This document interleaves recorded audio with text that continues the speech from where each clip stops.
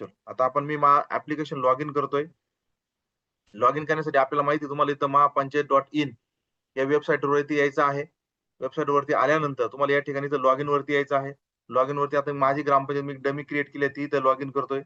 Log in केल्यानंतर अशा पद्धतीने तुम्हाला एक ओटीपी विचारला जाईल. ओटीपी टाकायचा आहे. प्रत्येक वेळेस आपण ओटीपी घेतोय. आता सुरुवातीला आपण ओटीपी घेतल्यानंतर 1 तासापर्यंत आपण ते ॲप्लिकेशन वापरण्याची परमिशन देतोय. पुन्हा ते लॉग आउट होतंय. पण भविष्यामध्ये आपण याची एक 2 तासाचं करणार आहोत जेणेकरून तुम्हाला वारंवार ओटीपी टाकायची वेळ येऊ नये. तर अशा पद्धतीने तुमचा डॅशबोर्ड समोर येईल. तुम्हाला इथं प्रॉपर्टी होल्डर दिसतील वगैरे या बेसिक गोष्टी पहिल्या सेशनमध्ये मी कव्हर केल्या. त्याच्यावर जास्त काही वेळ मी घालवत नाही. फॉर्मॅट 1 ते 33 मध्ये तुम्हाला यायचं आहे. या ठिकाणी आल्यानंतर तुम्हाला सर्व प्रकारचे नमुने त्यांचे नाव या ठिकाणी तुम्हाला दिसतील. आजचा आपले जे नमुने आहेत ग्रामपंचायत लेखासंहितेनुसार ते नमुना नंबर 13 आहे पहिल्यांदा. 13 नंबर काय आहे? कर्मचाऱ्याची वर्गवारी आणि त्याची वेतन श्रेणीच्या संदर्भात आहे. तुम्ही यावर क्लिक करायचं आहे. तुम्हाला पहिल्यांदा तुम्हाला सिस्टम विचारेल, की तुमच्याकडे पदांची संख्या किती आहे आणि त्याच्यापैकी किती मंजूर पदं आहेत. बऱ्याच वेळेला मोठी ग्रामपंचायत असते. त्या ठिकाणी तर शिपाई एक पद मंजूर असतं आणि ते त्यांच्या ठिकाणी तिथं 4 ते 5 शिपाई वगैरे भरलेले असतात. तर अशा वेळेस त्या उरलेल्या जे काही आकृतीबंधाच्या व्यतिरिक्त इतर जे काही कर्मचारी असतील यांचे पगार वगैरे या गोष्टी ती ग्रामपंचायत स्वतः करत असते आणि जे काही आकृतीबंधातील असतील त्यांचे पगार वगैरे शासन त्यांचा हिस्सा देत असतं. तर अशा पद्धतीचे पद तुमच्याकडे जर असेल, तर ते पदांची संख्या टाकायची आणि त्याच्यापैकी किती शासनाकडे मंजूर केलेले आहे, ती या ठिकाणी तुम्ही टाकू शकता. जसं की डाटा एंट्री ऑपरेटर आहे, त्याचं इथं तुम्ही टाकू शकता. बऱ्याच वेळेला इथं टाकण्याची गरज पण नाहीये, पण तुम्हाला जर वाटलं टाकायचं तुम्ही इथं टाकू शकता. आता इथं जनरली 14 नंबरवर डाटा एंट्री ऑपरेटर नसतात म्हणून इथं मी 0 करतोय. त्याच्यानंतर पुढचं आहे सचिव. सचिव म्हणून शिपाई. आता मंजूर पद 1 आहे.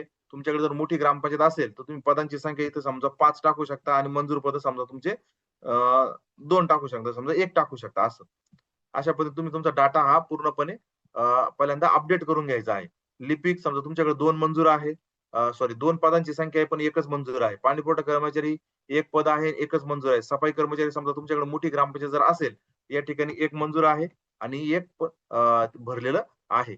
अशा पद्धतीने तुम्ही तो डेटा अपडेट करायचा आहे. वसूल लिपिक 1 आहे मंजूर आणि 1 घेतलेला आहे. तर अशा पद्धतीने तुमचा इथं अहवाल तुमचा ऑटोमॅटिक जनरेट होईल. परंतु इथं पदांची संख्या भरण्यापूर्वी तुम्हाला अगोदर तुमच्या कर्मचाऱ्यांची नावं तुम्हाला या ठिकाणी ॲड करावी लागणार. ते तुम्ही कसे ॲड करू शकता? या ठिकाणी बेसिक डिटेलमध्ये यायचं आहे. स्टाफ इन्फोमध्ये यायचं आहे आणि या ठिकाणी स्टाफ जो आहे या ठिकाणी इथं क्लिक करायचं आहे. तुम्हाला इथं बाय डिफॉल्ट तुम्हाला पहिल्यांदा ग्रामपंचायत अधिकाऱ्यांचं नाव हे ऑटोमॅटिक आलेलं दिसेल. ज्यांच्या पदाच्या नावापुढे ग्रामपंचायत अधिकारी असेल याच्यामध्ये काही बदल करायचा नाहीये. तुम्ही याच्यावर फक्त एडिट करून जर काही त्यांची एक्स्ट्रा जर माहिती तुम्हाला जर भरायची असेल तुम्ही ती भरू शकता. अन्यथा नाही भरली तरी चालेल. आणि या ठिकाणी तिथं ॲड प्लस वगैरे करून तुम्ही कर्मचाऱ्यांची माहिती या ठिकाणी भरू शकता. जसं की ते ॲड केलंय मी. त्या कर्मचाऱ्याचं पहिलं नाव टाकायचं आहे. जसं की मी आता या ठिकाणी टाकतो. समजा इथं गणेश टाकूया आपण. गणेश सुनील केदार म्हणूया आपण. ठीक आहे. पुरुष आहे ते जन्मतारीख टाकायची आहे. एक रँडमली मी जन्मतारीख घेतोय. या ठिकाणी तो 1993 चा समजूया आपण. फेब्रुवारी काहीतरी समथिंग 10-3 वगैरे समजूया. त्याचा मोबाईल नंबर टाकायचा आहे. समजा या ठिकाणी मी रँडमली असं काहीतरी 10 अंकी मोबाईल नंबर टाकला. WhatsAppचा नंबर तुम्हाला कंपल्सरी नाहीये. त्याचा धर्म निवडायचा हिंदू मी बाय डिफॉल्ट घेतलाय. त्याची जात, प्रवर्ग वगैरे काय असेल तो तुम्ही निवडायचा. समजा तो इतर मागासवर्गीय आहे. त्याचं पद निवडायचं आता. पदांची संख्या तुम्हाला सगळी दिसेल. तुम्ही तुमच्यापैकी एक पद निवडायचं आहे. समजा तो लिपिक आहे असं इमॅजिन करूया आपण. निवड कधी झाली त्याची निवड सभा दिनांक टाकायची. समजा आपण त्याची 2-3 वर्षापूर्वी निवड झाली म्हणजे साधारणतः 2020 साली त्याची निवड झाली असं गृहीत धरूया. मग कोणत्या मीटिंगमध्ये त्याची निवड झाली, ती मीटिंगची तारीख निवडायची आहे. त्या मीटिंगचा ठराव क्रमांक या ठिकाणी तुम्हाला इथं टाकायचा आहे. समजा मी इथं 12चा 2 वगैरे टाकला समजा. ठराव नंबर 12. इथं तुम्ही स्लॅश घेत नाही इथं. ठीक आहे. आपण स्लॅश पण एनेबल करूया. नेमणूक दिनांक आता 6/8 ला त्याची निवड झाली. मग ग्रामपंचायत सभा काय म्हणते, "चल पुढच्या महिन्यापासून तू कामावर येऊन जा." म्हणजे ती 1/9 पासून तो कामावर आला समजा. तर आपण तसं करूया बघा. तिची तारीख 2020 आहे. आपण 1/9/2020 पासून त्याची नेमणूक करूया. सप्टेंबर पासून तर 1 तारखेपर्यंत. अशी 1/9/2020 निवड सभा आहे सॉरी ती. आपण निवड तीच राहू. नेमणूक आपण वाढवूया. त्याच तारखेपासून आपण नेमणूक दाखवूया. ठीक आहे. काही हरकत नाही. 2020 घेतलं मी इथं आणि इथं सप्टेंबर आहे आणि 1 तारखेपासूनच तो कामावर रुजू झाला. ज्या दिवशी गेला आणि सेवानिवृत्ती असेल तुमच्या ह्याच्यानुसार कॅल्क्युलेशन तुम्ही टाकू शकता. साधारणतः इथं 30/8 समजा 2035 वगैरे करूया. तुम्ही तुमच्या ह्याच्या कॅल्क्युलेशननुसार टाकायची आहे ती. 30/8/2035 आणि तो पूर्णकालीन आहे का अंशकालीन वगैरे आहे ते तुम्ही निवडायचं आहे. त्याची वेतन श्रेणी निवडायची शासनाच्या मान्यतेनुसार. तर समजा इथं मी आता 10,500 वगैरे करतो राउंड एक रँडमली आकडा इथं टाकलेला आहे. आणि त्याचं शिक्षण वगैरे तुम्ही इथं टाकायचं 10वी उत्तीर्ण आहे का 12वी इथं मी आता पदवीधर करतोय आणि इथं ऍड स्टाफ करतोय. असं ऍड स्टाफ केल्यानंतर तुमचा तो कर्मचारी या ठिकाणी ऑटोमॅटिक ऍड झालेला दिसेल आणि या ठिकाणी मात्र मग ज्यावेळेस तुम्ही फॉर्मॅट 14 वर 13 वरती जाल त्यावेळेस त्याचं नाव इथं या ठिकाणी ऑटोमॅटिक आलेलं असेल. तर अशा पद्धतीने त्याचा अहवाल तुम्ही जनरेट करू शकता. जसं की आता इथे या ठिकाणी मी आर्थिक वर्ष निवडतो आणि जनरेट रिपोर्ट म्हणतोय. जनरेट रिपोर्ट म्हटल्यानंतर तुम्हाला त्या फॉर्मॅटमध्ये जे काही तुम्ही कर्मचाऱ्यांचा डेटा भरलाय तो तुम्हाला ऑटोमॅटिक या ठिकाणी इथं दिसेल. या ठिकाणी मी ओके करतोय. या ठिकाणी बघा 13 नंबर. अशा पद्धतीने तुम्हाला लिपिकचं आलंय. पदांची संख्या 2 मंजूर आहे. सॉरी 2 पदं आहेत, 1 मंजूर आहे. त्यांचा आदेश क्रमांक म्हणजे कोणत्या तारखेने ते नेमले वगैरे त्या संदर्भात आहे. पूर्णकालीन काय अंशकालीन आहे, त्याची मंजुरी वेतन श्रेणी आहे, त्याचं नाव आहे आणि त्याची नियुक्ती कधी झाली ती आहे. अशा पद्धतीचा नमुना नंबर 13 हा तुमचा जनरेट होईल. रिअल टाईम आहे. तुम्ही जसे-जसे कर्मचारी ॲड करत जाल, तशा पद्धतीने ते ॲड होत चालतात. अशा पद्धतीने नमुना नंबर 13 तुमचा जनरेट करता येऊ शकतो. त्याच्यानंतर पुढचा आपण बघूया नमुना नंबर 14 मुद्रांक हिशोब नोंदवही.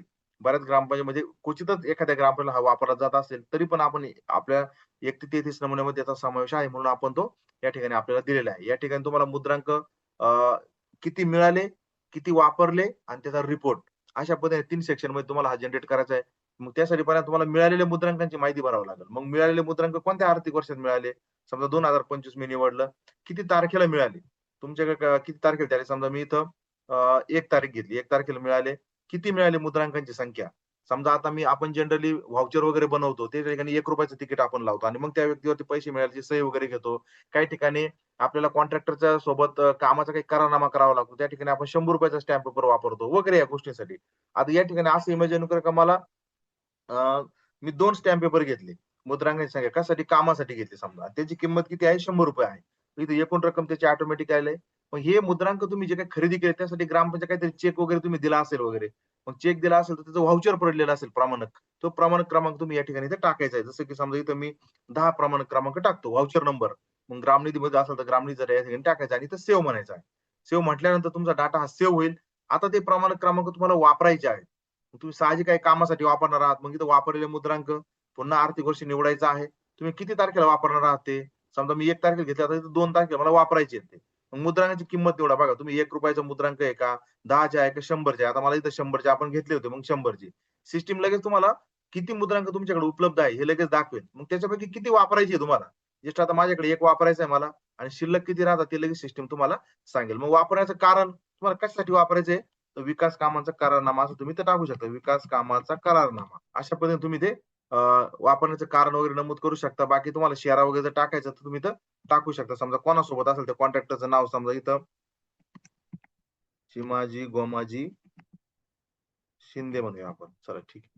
काही तुम्ही शेरा तुमच्या पद्धतीने टाकू शकता. असं काय हाच टाकला पाहिजे असं काही नाही. या कंत्राटदारासोबत करारनामा. अशा पद्धतीने. आणि इथं तुम्ही सेव्ह म्हणू शकता. सेव्ह म्हटल्यानंतर तुमचा डाटा हा सेव्ह होईल. मग तुम्हाला मिळालेल्या मुद्रांकांची माहिती कशी टाकायची हे कळालं. वापरलेल्या मुद्रांकांची माहिती कशी टाकायची हे कळालं. आता याचा अहवाल म्हणजे याचा ॲक्चुअली नमुना कसा जनरेट होतो ते आपण बघूया.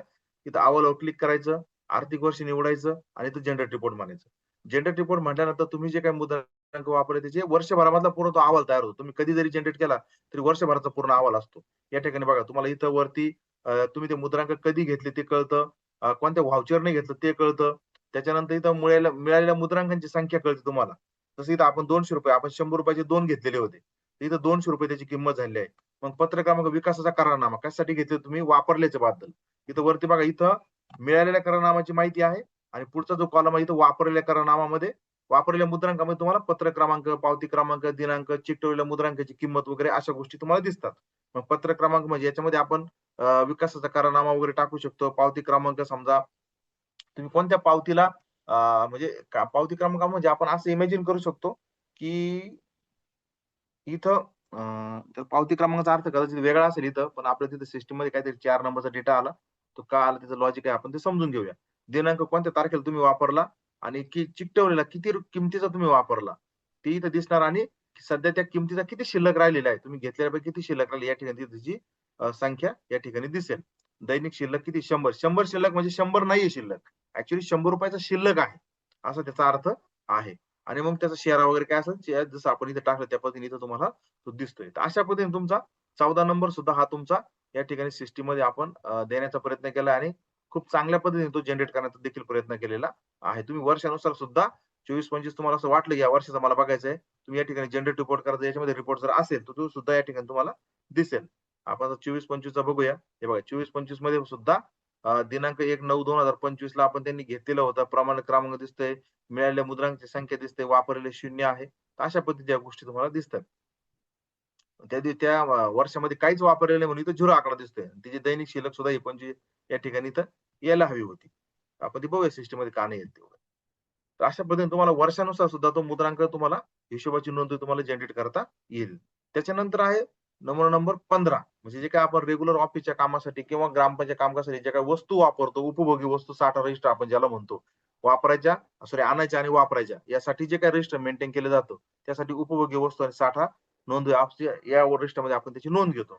मग पहिल्यांदा ज्या काही वस्तू तुम्हाला ग्रामपंचायतला मिळतात, त्याची पहिल्यांदा इथे तुम्हाला नोंद करावी लागते. जसं की आता समजा आपण काय म्हणूया कोणत्या वस्तू आपल्याला जनरली मिळतात. तुमच्या ग्रामपंचायत तुम्ही कोणती वस्तू वापरता आपण या ठिकाणी ती बघूया. कोणीतरी एक फास्टमध्ये टायपिंग करा. सर ही वस्तू घ्या म्हणून आपण त्याची वस्तू घेऊया इथं. पावती पुस्तक घेऊ आपण चला ठीक आहे. पावती पुस्तके. पावती पुस्तक घेतले. आता याची ईनने काय विचारलं इथं? इंग्लिशमध्ये नाव विचारलं. हे मराठीत टाकतो मी इथं. पावती पुस्तके आता रिसिप्ट रजिस्टर म्हणूया आपण त्याला. त्याच्यानंतर ती जी काही वस्तू तुम्हाला मिळते ती नगात मिळते का, किलोत मिळते का, लिटरमध्ये मिळते का? आता समजा किलोमध्ये म्हटलं तर तुम्ही TCLची पावडर आहे. तुम्ही ती किलोमध्ये टाकू शकता. लिटरमध्ये समजा तुम्ही याला काही हे आणलं समजा, तुमच्याकडे काही एखादी ट्रॅक्टर आहे, घंटागाडी वगैरे आहे. ती तुमची पेट्रोल वगैरे किंवा डिझेलवर चालत असेल त्यासाठी काय तुम्ही काय पेट्रोल, डिझेल जर आणलेलं असेल, त्याची सुद्धा तुम्ही या ठिकाणी इथं नोंद घेऊ शकता. आता या ठिकाणी ही पावती पुस्तके नगामध्ये असतात म्हणून इथं मी काय केलं, फक्त नग म्हणतोय.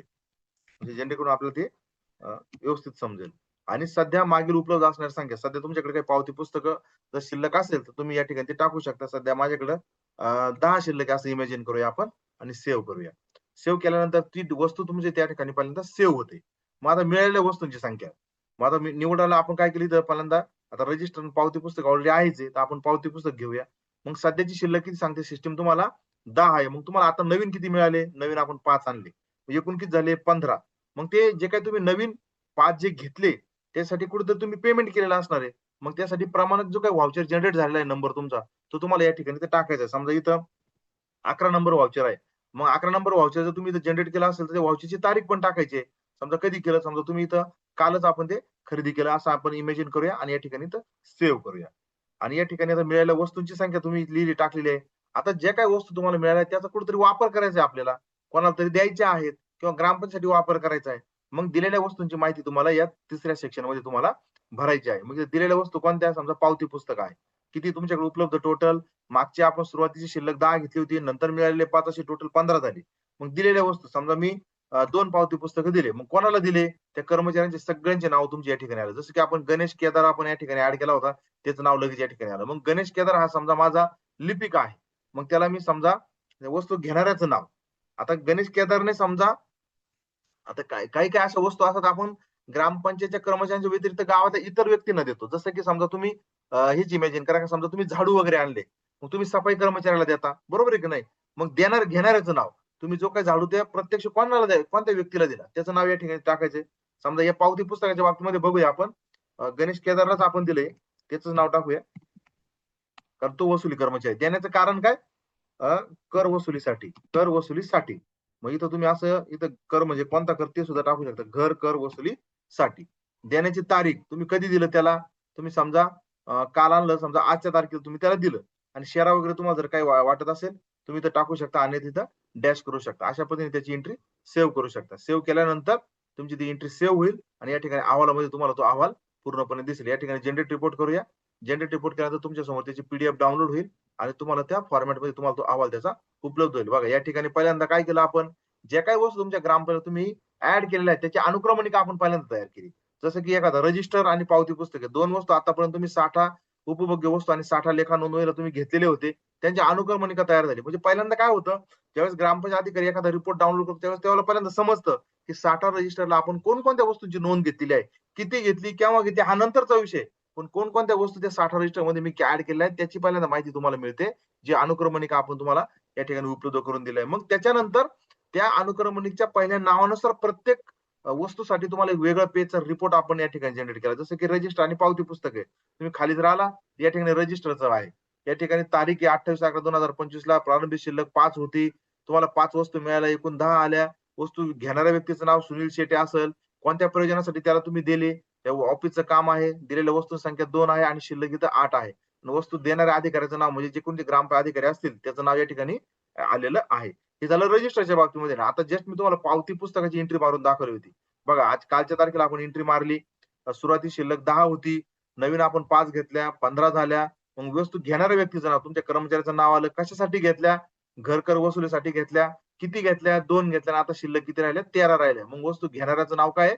गणेश केदार आणि तुम्हाला जर त्याची सही वगैरे हवी असेल, तुम्ही तर सही या ठिकाणी घेऊ शकता. तुम्हाला शेरा जर नमूद करायचा तुम्ही या ठिकाणी शेरा सुद्धा नमूद करू शकता. अशा पद्धतीने तुम्हाला एक सिस्टमॅटिक पद्धतीने तुमच्या समोर सर्व रेकॉर्ड आपण तुम्हाला या ऍप्लिकेशनच्या माध्यमातून तुमच्या समोर देण्याचा प्रयत्न केलाय. आणि अशा जर गोष्टी तुम्ही टाइम टू टाइम जर या ऍप्लिकेशन मध्ये भरल्या, तर तुम्ही कोणताही अधिकारी तुमच्या ग्रामपंचायत कार्यालयाला येऊ द्या व्हिजिटसाठी, तपासणीसाठी, तुम्ही त्याला रिअल टाइम या गोष्टी लगेच प्रिंट करून दाखवू शकता. लगेच तुम्हाला फक्त सही करायची खाली. तुमचा लगेच नमुना हा रेडी झालेला असेल.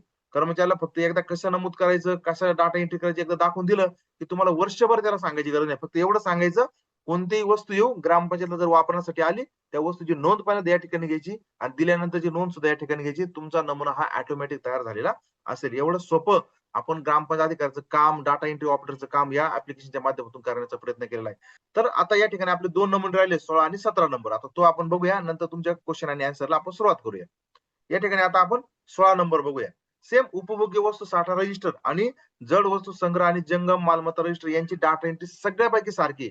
फक्त तुम्ही उपभोग्याला काय करता, जी वस्तू तुम्ही आणली ती तुम्हाला वापरायची आहे म्हणून ती उपभोग्य म्हणून त्याचं नाव आहे.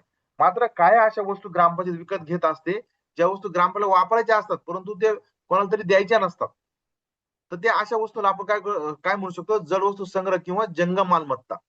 त्या वस्तूंची नोंद सुद्धा आपल्याला या ऍप्लिकेशन मध्ये घेण्याची आपण सुविधा दिलेली आहे. ज्याच्या आधारे तुमचा नंबर 16 हा ऑटोमॅटिक जनरेट होतो. सेम तुम्हाला काय करायचं आहे, त्या वस्तूचं नाव पहिल्यांदा इंग्लिशमध्ये आणि मराठीमध्ये ऍड करायचं आहे. समजा असं इमॅजिन करूया की समजा कपाट आहे. इथं आपण कपबोर्ड म्हणूया. कपबोर्ड मराठीत नाव त्याचं कपाट म्हणूया. कपाट म्हणूया आपण. अजून लोखंडी कपाट म्हणूया आपण. साधारणतः जे ग्रामपंचायतमध्ये कार्यालयात तसंच असतं ते. लोखंडी कपाट म्हणू शकता, तुम्ही लाकडी कपाट म्हणू शकता वगैरे, वगैरे. वस्तूचं परिमाण म्हणजे काय? आपण ती वस्तू नगामध्ये मोजतो म्हणून आपण ते नग म्हणूया. त्याच्यानंतर सध्या मागील उपलब्ध संख्या. समजा तुम्हाला आता एखादं तुमच्याकडे मागील काहीच उपलब्ध नाही. मग तुम्हाला आता नवीन कपाट तुम्ही घेतलं. पण ज्यावेळेस तुम्ही एखाद्या ग्रामपंचायत चार्ज घेता आणि ज्यावेळेस हे ऍप्लिकेशन तुम्ही नव्याने घेणार आहात, तर साहजिकच आहे तुमच्या ग्रामपंचायतमध्ये ऑलरेडी एखादं कपाट उपलब्ध असणारे 2 असतील, 3 असतील. या ठिकाणी मोठी ग्रामपंचायत म्हणून इथं 5 कपाटं घेतोय मी. 5 तिथं लोखंडी कपाटं उपलब्ध आहेत. आणि आता नवीन कपाट आपल्याला घ्यायचं आहे असं इमॅजिन करूया. या ठिकाणी वस्तू खरेदीची माहिती. आता जी काही जंगम मालमत्ता तुम्ही खरेदी करता त्याची माहिती आपल्याला तुम्हाला इथे टाकायची आहे. जसं की टेबल, फायबर खुर्ची ऑटोमॅटिक आलेला आहे. लोखंडी कपाट आता जस्ट आपण ऍड केलं. त्याची इथं निवड करूया. खरेदी दिनांक तुम्ही आता जस्ट आजच्या तारखेला तुम्ही एक कपाट खरेदी केलं. त्याची तारीख टाकूया. वस्तूंची संख्या आहे. त्याच्यानंतर इथं समजा 2 कपाट मी खरेदी केले. तर दर काय? समजा ₹5,000 एक कपाट आहे. तर 5,000 केलं तिथं एकूण वस्तूंची किमती 10,000 तुमची ऑटोमॅटिक आलेली आहे. तुमचा हा दर टाकत असताना तुम्ही जे काही व्हाउचर तुम्ही नोंदवलेलं आहे त्याच्यानुसार तो दर टाकायचा जेणेकरून तुमची किंमत ही ऑटोमॅटिक येईल. त्याच्यानंतर मग ते जे काही त्याला पेमेंट केलेलं असेल तुम्ही ती वस्तू खरेदी केल्याबद्दल त्याचा व्हाउचर नंबर या ठिकाणी तुम्ही टाका. जसं की 12 नंबर या ठिकाणी मी टाकलाय आणि इथं सेव्ह म्हणायचं आहे. सेव्ह म्हटल्यानंतर आपली या ठिकाणी त्या वस्तूची एंट्री आपण घेतलेली आहे. आता अशा कितीतरी वस्तू असतात की त्याची आपण विल्हेवाट पण लावतो. जुन्या खुर्च्या असतील, फायबरच्या असतील, लाकडी असतील, त्या मोडकळीस आलेल्या असतात. टेबल असतात, ते मोडकळीस आलेले असतात. त्याची सुद्धा तुम्हाला माहिती या ठिकाणी भरायची आहे. ती कोणत्या सेक्शनमध्ये भरायची? 3 नंबरच्या सेक्शनमध्ये. वस्तू विल्हेवाटीची माहिती. मग पुन्हा तुमच्याकडे ज्या काही वस्तू उपलब्ध आहेत, त्या तुम्हाला आता काय म्हणतो म्हणजे विल्हेवाट लावताना आपण 2-3 प्रकारे लावतो. काही वस्तूंचा आपण लिलाव करतो. काही वस्तू अशा पद्धतीने आल्या असतात, त्याचा लिलाव करण्याच्या पण लायक नसतात. मग अशा याच्यामध्ये आपण त्याची एंट्री कशी करायची आपण ती बघूया. आपण दोन्ही पण बघूया. या ठिकाणी आता एक लोखंडी कपाटच घेऊया आपण. असं इमॅजिन करूया का तुमचं एक जुनं कपाट आहे ते आता लिलाव आलं तुम्हाला आता भंगारामध्ये द्यायचंय. मग विल्हेवाट वस्तूंची संख्या किती? 1 केली मी. दर समजा ती वस्तू तुम्ही एखाद्या भंगाराला दिली, भंगारवाल्याला दिली समजा. त्याने जर तुम्हाला काही जर पैसे दिलेले असतील, तर अशा पद्धतीने तुम्ही ते इथं नमूद करू शकता किंवा गावामध्ये एखाद्या व्यक्तीला, गरीब व्यक्तीला तुम्ही ते कपाट वापरायला दिलं वगैरे किंवा गावामध्ये एखाद्या ऑफिसला वगैरे दिलं. तर अशा पद्धतीने जर तुम्हाला काही त्याच्यातनं जर मोबदला मिळाला असेल, तर तुम्ही इथं दर त्याचा नमूद करा. समजा मी ते कपाट एखाद्या शाळेला दिलं वापरायला. मग शाळेकडनं साहजिक आहे मी ती वस्तू त्याची किंमत मी घेणार नाहीये. तर मग या ठिकाणी मी तर दर त्याचा मी 0 करतोय. 0 केल्यानंतर त्या वस्तूची किंमत सुद्धा काय येईल? 0 येईल. आदेशाच्या क्रमांकात जी काही वस्तू तुम्ही त्या शाळेला दिलेली आहे, ती कोणत्या अधिकारामध्ये दिलेली आहे? त्याचं साहजिकच आहे तुमचा मासिक दराचा ठराव असेल किंवा काही वगैरे ज्या गोष्टी असतील ते, की तुम्ही तर नमूद करायचंय. समजा इथं आदेशाचा क्रमांक मी समजा ठराव नंबर समजा टाकतो 12 नंबर वगैरे किंवा 13 नंबर ठराव असा टाकतो. मग त्याच्याबद्दल काही तुम्हाला रक्कम मिळालेली आहे का? रक्कम जर मिळालेली असेल, तुम्हाला ती रक्कम तुमच्या ग्रामणीच्या खात्यामध्ये तुम्ही भरली असेल, तर येस म्हणा, नसेल तर नाही म्हणा. आता या ठिकाणी आपण हे मॅन्डेटरी केलेलं आहे. परंतु आपण ते भविष्यामध्ये मॅन्डेटरी हे करणार नाहीये, जेणेकरून तुमच्याकडे जर पैसेच आले नसेल, तुम्ही ते कोषागारामध्ये भरू शकत नाही. आता या सिनारिओमध्ये आपण असं इमॅजिन करूया, इथं तुम्ही कंपल्सरी केला म्हणून मी तर फक्त धरतोय. इथं तुम्ही ₹1 ला ती वस्तू विकली आणि या ठिकाणी तर वसुलीची रक्कम कोषागारात भरली आजच्याच तारखेला. आणि सध्या साठ्यातील शिल्लक वस्तू किती आहे? 6 आहे. शेरा वगैरे तुम्ही नमूद करत असाल तर ते नमूद करू शकता. नसेल तर मी इथं बाय डिफॉल्ट डॅश करतो आणि इथं सेव्ह म्हणू शकता. सेव्ह म्हटल्यानंतर तुमची ती वस्तू तुमच्या ह्या आपल्या सिस्टममध्ये सेव्ह केली जाईल. तर अशा पद्धतीने तुम्हाला वस्तू कशी ॲड करायची, खरेदी केलेली वस्तूंची माहिती कशी भरायची आणि जे काही तुमच्या वस्तू शिल्लक आहेत त्याची जर तुम्ही विल्हेवाट लावली, लिलाव केला तर त्याची माहिती कशी भरायची हे तुमच्या लक्षात आलेलं असेल. मग आता तुम्हाला या सगळ्या माहितीच्या आधारे तुमचा तो रिपोर्ट आहे, जो नमुना आहे, ज्या फॉर्मॅटमध्ये तुम्हाला रिपोर्ट हवा आहे, तो तुम्हाला जनरेट करायचा असेल, या ठिकाणी अहवाल याच्यावर क्लिक करायचा आहे. तुम्ही जनरेट रिपोर्ट म्हणायचा आहे. जनरेट रिपोर्ट म्हटल्यानंतर तुम्हाला त्या वस्तूचा अहवाल लगेच हा रेडी होईल. या ठिकाणी सेव्ह म्हणायचा आहे. सेव्ह म्हटल्यानंतर तुमच्या पुढे अशा पद्धतीची पुन्हा एक इंडेक्स तयार होईल. म्हणजे आतापर्यंत तुम्हाला त्या जड वस्तू तुमच्याकडे कोणकोणत्या आहे ग्रामपंचायतीमध्ये, मग त्या जुन्या, नवीन वगैरे सगळ्यांचं एक नाव आपण या ठिकाणी अनुक्रमणीच्या माध्यमातून घेण्याचा प्रयत्न केलाय. जेणेकरून ग्रामपंचायत अधिकाऱ्यांनी नुसतं हे रजिस्टर जरी ओपन केलं, बाकीच्या पुढचं काही जरी ओपन न करता जरी बघितलं, तर त्याच्या लक्षात येईल का टेबलची आपण एंट्री घेतलेली आहे, फायबर खुर्च्यांची एंट्री घेतलेली आहे, तुमच्या लाकडी खुर्च्या असेल त्यांची एंट्री घेतलेली आहे किंवा लोखंडी कपाट, लाकडी कपाट वगैरे, वगैरे जे काही गोष्टी असतील त्या. आणि मग खाली आल्यानंतर तुम्हाला प्रत्येक वस्तूनुसार तुम्हाला त्याचा डेटा तुम्हाला या ठिकाणी मिळणार आहे. जसं की टेबलचा डेटा आम्ही जुना या ठिकाणी एंट्री मारली होती. तुम्हाला वस्तू खरेदी कधी केली त्याची तारीख आहे. त्याचा परिमाण या ठिकाणी दिलंय. किती खरेदी केला त्याचे नग आहे, त्याची किंमत आहे. त्याच्यानंतर अंतिम विल्हेवाट त्याची ते काही टेबलची विल्हेवाट लावली असेल तुम्ही, मग ती तुम्ही लिलावामध्ये द्या, एखाद्या कार्याला वापरायला द्या किंवा मोडकळीस आली असेल तर तुम्ही ती भंगारामध्ये द्या किंवा त्याची नाश करा त्या वस्तूचा. तर ते विल्हेवाट लावल्याची वस्तूंची संख्या आहे, कुठल्या अधिकाऱ्याने लावली त्याचं ते डिटेल ठराव नंबर वगैरे आहे. त्याच्यापुढे काही रक्कम जर तुम्हाला वसूल झाली असेल तर ती टाका. नसेल तर झिरो वगैरे तुम्ही ते मेन्शन करू शकता. ती रक्कम तुम्ही जर बँकेत भरली असेल तर या ठिकाणी तिथं डेट येईल. आपण जर नसेलच बँकेत भरली तर मात्र इथं तुम्हाला डॅश येणार आहे. त्याचं आपण ते व्हॅलिडेशन काढून टाकणार आहोत. बाकी मग साठ्यातील शिल्लक वगैरे किती आहे, हे सुद्धा तुमचं ऑटोमॅटिक तुम्हाला या ठिकाणी इथं दिसणार आहे. असं तुम्हाला प्रत्येक वस्तूचं तुम्हाला दिसणार आहे. जसं की त्या वस्तूचं नाव फायबर खुर्ची आहे. तुम्हाला याचं तुम्हाला वेगळं दिसेल. तुम्हाला याच्यानंतर लोखंडी कपाट आता एंट्री आपण मारली होती ते या ठिकाणी तुम्हाला इथं दिसतंय. तर अशा पद्धतीने नमुना नंबर 16 तुमचा हा अ, जंगम वस्तू जंगम जड वस्तू संग्रह किंवा जंगम मालमत्ता नोंदवही अशा पद्धतीने तुमचा नमुना त्याचा हा रिपोर्ट तयार होणार आहे. त्याच्यानंतर आजचा आपल्या टॉपिक मधला सेशन मधला सगळ्यात लास्ट मध्ये जो तो आहे तो म्हणजे नमुना नंबर 17. नमुना नंबर 17 का आहे, की ग्रामपंचायतला तुमचं ग्रामीण पाणी पुरवठा असू द्या, तुमचं इतर कोणत्याही पण योजना असू द्या. त्या योजनेच्या मध्ये जर तुम्ही एखाद्या व्यक्तीकडनं काही सुरक्षा अनामत घेत असाल, काही अनामत घेत असाल, काही नळ जोडणीची अनामत घेत असाल, तर अशा सर्व गोष्टींची नोंद तुम्हाला अग्रिम किंवा अनामत ठेव रकमेचा तपशील या रजिस्टरमध्ये करायची आहे. जनरली ग्रामपंचायत अग्रिम वगैरे देत नाही कोणाला, परंतु अनामत मात्र या गोष्टीमध्ये घेत असते. मग ती अनामत तुमची नळ जोडणी घेताना असू द्या किंवा अजून अ, एखाद्या कॉन्ट्रॅक्टरला तुम्हाला काम द्यायचंय त्यासाठी तो आपण सुरक्षा अनामत जमा करून घेतो किंवा अशा इतर कोणत्याही गोष्टीसाठी आपण एक कर्मचारी काही रक्कम जर ॲडव्हान्समध्ये त्याने बँकेत चुकून करून जर भरली त्याची अनामत रक्कम आपण कॅशबुकला नोंदवतो. तर अशा सर्व गोष्टी तुमच्या या अनामत रजिस्टर येणार आहे. त्याची परतफेड कशी करायची, त्याचा अहवाल कसा जनरेट करायचा, ते ॲप्लिकेशनमध्ये आपण या नमुन्याच्या माध्यमातून तुम्हाला मी आता दाखवतोय. समजा आर्थिक वर्ष आता एक पहिल्यांदा आपण अनामतची एंट्री कशी करायची ते आपण बघूया. आर्थिक वर्ष निवडायचं आहे. आर्थिक वर्ष निवडल्यानंतर ते पक्षकाराचं नाव. तुम्हाला कोणत्या व्यक्तीने तुम्हाला अनामत दिली. मग समजा या ठिकाणी मी एक आता या ठिकाणी आपण एक अजून एक सुविधा दिली आहे. तुमचं जर सिटिझनमध्ये गावातलाच एखादा व्यक्ती असेल, तुम्ही त्याचं नाव या ठिकाणी तर सर्च करू शकता. नसेल तर मात्र सिटिझनमध्ये तुम्हाला त्याचं नाव पहिल्यांदा नमूद करून घ्यावं लागेल. तुम्ही तो सिटिझन मोबाईल नंबरने सर्च करू शकता, नावानुसार सर्च करू शकता. आता या ठिकाणी मी तर नुसतं 96 टाइप केले. तर ज्या व्यक्तींच्या मोबाईल नंबर 96 ने सुरू झालेला आहे, ते सर्व व्यक्ती मला या ठिकाणी इथं दिसत आहेत. मग आता इथं मी भगवान किसन पवार या व्यक्तीचं नाव घेतोय आणि या ठिकाणी इथं अनामत समजा त्यांनी मला ₹2000 दिले. ₹2000 कशासाठी दिले? काहीतरी सुरक्षा अनामत वगैरे किंवा इतर अनामत आता नळ जोडणीच्या एंट्रीज आपण या ठिकाणी ऑटोमॅटिक घेतोय. तुम्हाला वेगळ्या पद्धतीने घ्यायची गरज नाहीये. पण हा भगवान किसन पवार असं इमॅजिन करा याला काहीतरी काम तुम्ही दिलंय ग्रामपंचायतचं आणि त्याच्यापुढे त्याने सुरक्षा अनामत जमा केलेली आहे. मग ती सुरक्षा अनामत जमा केल्याचा दिनांक टाकायचा तुम्हाला या ठिकाणी इथं. 4 तारीख निवडली समजा आजच केली. तिची पावती क्रमांक जी सुरक्षा अनामत त्याने जमा केली असेल त्यासाठी तुम्ही 7 नंबर त्याला जनरेट केला असेल. मग 7 नंबरची पावती तुम्ही इथं टाकू शकता. समजा 22 नंबर मी टाकला. मग त्याने पेमेंट कसं केलेलं आहे? तुम्हाला कॅश केलं आहे का? कॅश केलं असेल तर कोणत्या बँकेत वगैरे केलंय? अकाउंट नंबर या ठिकाणी द्यायचा. आता या ठिकाणी आपण अकाउंट नंबर सुद्धा इथं ड्रॉप डाउन तुम्हाला देणार आहोत. तिथं मॅन्युअल तुम्हाला अकाउंट नंबर टाकायची गरज नाही. यूपीआय नंबर वगैरे टाकायची गरज नाही. किंवा नसेल टाकायचे, तुम्ही ते ब्लँक देखील सोडू शकता आणि इथं सेव्ह डिपॉझिट करू शकता. अशा पद्धतीने तुमचा तो डाटा सेव्ह होऊन जाईल. मग आता असे कितीतरी गोष्टी असतात अनामतच्या बाबतीमध्ये तुम्हाला ते परतफेड पण करावी लागते. एखाद्याने तुमचा नळ डिपॉझिट आहे, ते घेताना तुम्हाला कनेक्शन दिलं आता त्याला कनेक्शन बंद करायचं आहे. त्यावेळेस त्याला मात्र ते डिपॉझिट रिटर्न करावं लागतं किंवा एखादा असा कॉन्ट्रॅक्टर आहे ज्याने ते त्याचं काम पूर्ण झाल्यानंतर आपल्याला त्याची सुरक्षा अनामत परत करावी लागते. मग परत जर अनामत जर करायची असेल त्याची परतफेडचा तपशील आपल्याला या ठिकाणी नमूद करावा लागतो. मग परतफेडच्या तपशीलमध्ये तुम्ही यायचं आहे. पुन्हा आर्थिक वर्ष निवडायचं आहे. तिचं नाव तुम्हाला इथे सर्च करायचं आहे. तुम्ही इथं पुन्हा इथं 96 बनवूया आपण. आपण ते नावानुसार सर्च करूया. समजा इथं पवार करूया आपण. आपण भगवान किसन पवार हे बघा आलंय. भगवान किसन पवार या ठिकाणी सुरक्षा अनामत घेतली होती आपण. किती घेतली होती? ₹2000. अशी या ठिकाणी इथं ऑटोमॅटिक आलेली आहे. आपण कुठे पण किती रक्कम जमा केली, काय केलं आपल्याला माहीत नसलं तरी या ठिकाणी तुम्ही नाव सर्च केलं तर लगेच त्या व्यक्तीला आपण सांगू शकतो, तू किती रक्कम जमा केलेली आहे. मग इथं क्लिक करायचं आहे. क्लिक केल्यानंतर परतफेड करायची एकूण रक्कम तुम्हाला 2000 दिसते. त्याच्यापैकी किती परतफेड करायची, ही पण सुद्धा तुम्हाला आपण सुविधा दिलेली आहे. मग इथं तपशील निवडा पहिल्यांदा. तुम्हाला ही जी रक्कम आहे, तुम्ही कशाची परत करता आहात? आपण काय करतोय, याची सुरक्षा अनामत परत करतोय. मग त्याचं अधिकारी नाव. तुम्ही कोणाच्या अधिकाराच्या अधिकारामध्ये ही रक्कम रिटर्न करताय? जनरली तर ग्रामपंचायत अधिकाऱ्यांचं नाव येतंय. आपण ते पण इथं चूज करूया. आणि आता या रकमेपैकी तुम्हाला 100% जर रक्कम रिटर्न करायची असेल, तर पूर्ण ₹2000 टाका. पण तुम्हाला असं वाटलं की नाही, मला काय त्याची रक्कम ठेवायची आहे किंवा कापून घ्यायची आहे.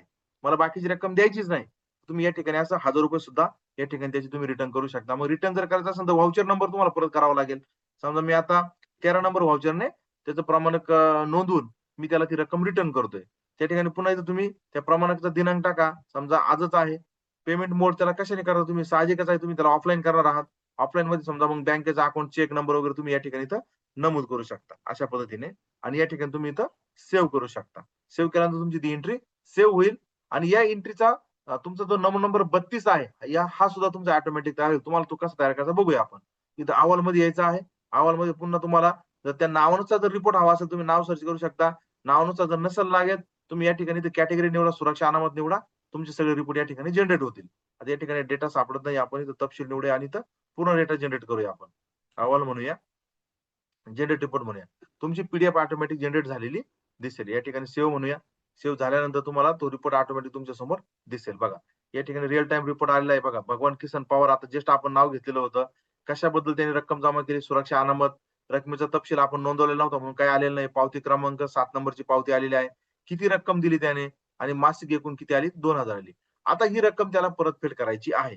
मग आपण काय केलेलं आहे आपल्या लेखा संहितेमध्ये 12 महिने दिलेले आहेत. म्हणजे या ठिकाणी तुम्ही दर महिन्याला पण त्याची रक्कम परत करू शकता थोडी. ते सर्व एंट्री या ठिकाणी तुम्हाला इथे दिसणार आहे.